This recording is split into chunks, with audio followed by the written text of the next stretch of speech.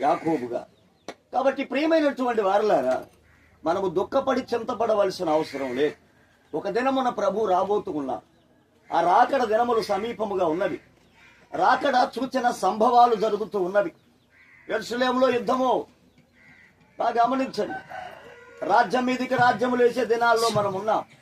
ఆయన రాకడ సూచనలతో కూడా సంభవాలు జరుగుతున్న కడవరి దినాలలో మనం ఉన్నాం. ప్రభు వస్తాడు. ఎట్లా?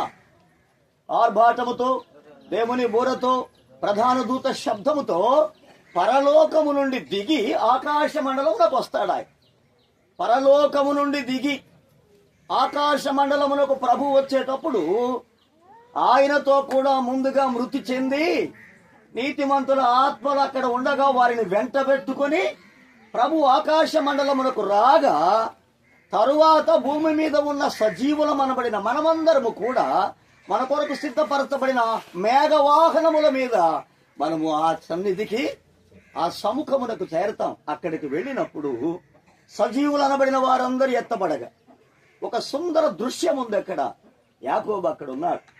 ఉసులపల్లె గ్రామానికి చెందిన వారు, విశ్వసించిన వారు ఉన్నారు అక్కడ. వాడిని వెంట పెట్టుకుని ప్రభు వచ్చాడు. అక్కడికి వెళ్ళగానే అదే రూపము, అదే ముఖ కవలికలు, అదే స్వరము, అదే యాకోబు. కానీ మహిమను ధరించు